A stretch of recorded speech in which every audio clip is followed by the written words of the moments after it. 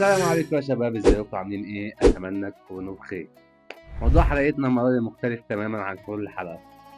في ناس سالتني هو ايه هي انواع الذنوب، وهل ليها توبه ولا لا، وفي فرق بين الذنوب في الايام العاديه والذنوب في رمضان ولا مفيش فرق؟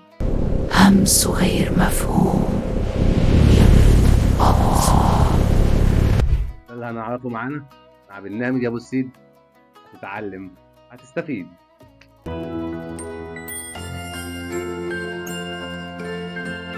ايه هي انواع الذنوب؟ مفيش حاجه اسمها انواع الذنوب مبدئيا، بس انا مش شيخ. فاهمين ازاي؟ ناس سألني سؤال، قعدت ادور وابحث لحد ما وصلت للاجابه بتاعته. اول حاجه مفيش حاجه اسمها انواع الذنوب.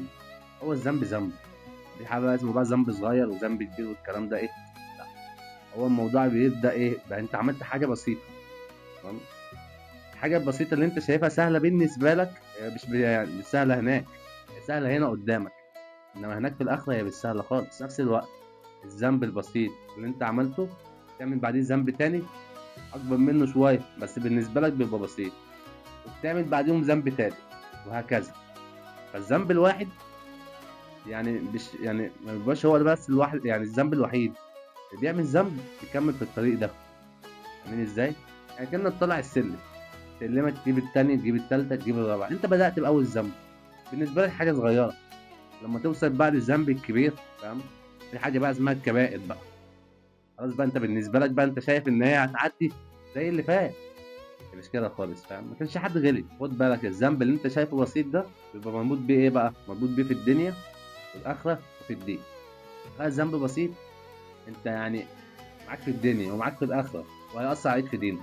في آية بتقول: فأما من أعطى واتقى وصدق بالحسنى فسنيسره لليسرى وأما من بخل واستغنى وكذب بالحسنى فسنيسره للعسرى. ناخد آية مفصلة بيقول لك: فأما من أعطى. يعني إيه بقى؟ يعني مين اللي طلع لله من جيبه؟ تمام؟ مين اللي طلع لله من جيبه؟ ومين اللي بيعمل خير؟ ومين اللي ماشي يعني بيتقي الله؟ بيقول لك: واتقى الله. تمام؟ انت فعلا بتتقي الله بقى وبتبعد عن الذنوب والمعاصي والليلة دي كلها. تمام؟ صدق بالحسنى. يعني ايه بقى؟ يعني من آمن بالله وآمن بالجنة، ربنا هيزوق كل ده في الآخرة وفي الدنيا. نرسله لليسرى. يعني ايه الكلام ده؟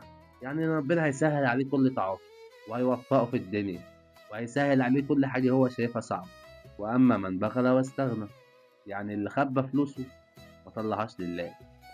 الشخص البخيل اللي ما بيطلعش حتى لعياله ولا حتى لاخواته ولا لأي حد، اللي بيشتغل وبياخد الفلوس ويفضل مربط عليها وبيدفنها. كذاب بالحسنى.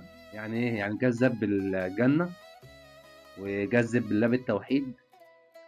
مش مؤمن، ده شخص مش مؤمن خلاص. فاهم انت ازاي؟ يوصله للعسرة. يعني ايه بقى الكلام ده؟ يعني ربنا هيسهل له الطريق اللي هو الطريق الوحش بمعنى صح. يعني الطريق اللي انت ماشي فيه اللي كله شر وكله مهالك، ربنا هيسهله لك. يا عم انت خليك مكمل، انا مش عايزك. فاهم انت ازاي؟ بس تعالى يا باشا الحساب في الاخر. انت هتمشي زي ما هتمشي، هتلف وهتجيلي. فاهم انت ازاي؟ انا سايبك براحتك وبسهلها لك. مثلا بيقول لك ايه: اذا احب الله عبدا ابتلاه. يعني ايه بقى الكلام ده؟ يعني انت دلوقتي، يعني انت شخص مؤمن بس تعبان. المثل ده عامل ازاي؟ يعني هفهمها لك واحده واحده. دلوقتي انت في سنه اولى اعدادي مثلا، في امتحانات لازم انت تعدي بيها، تمام؟ عشان توصل لايه؟ لسنه تانية. وصلت تانية، في امتحانات لازم انت تعدي بيها عشان توصل لسنه تالتة. يا عم سيبك يا عم من الدراسه، دلوقتي انت شغال مثلا. الشغل بتبدا الاول ايه؟ تخش الشركه لسه مبتدئ، ما تعرفش اي معلومه.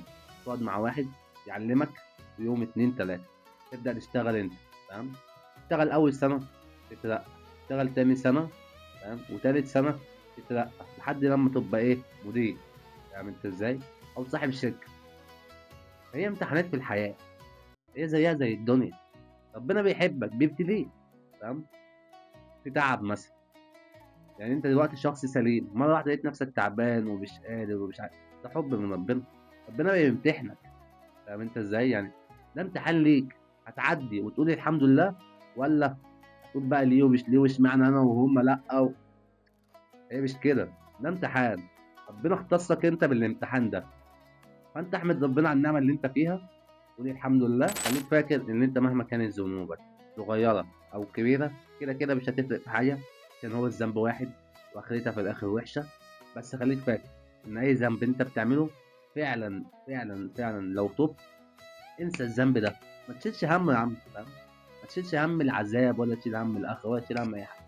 التوبه نيتك فعلا انت عايز تتوب، يعني لازم فعلا تتوب من جوه قبل ما تتوب من بره، تتوب بينك وبين نفسك. يا عم كفرت بالله، ده اهو، فاهم انت ازاي؟ الذنب اللي مفيش بعده اصلا ذنوب، خلاص انت كفرت بالله.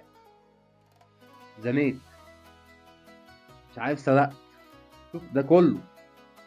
بس والله العظيم انت لو تبت خليك فاكر ان ربنا غفور رحيم.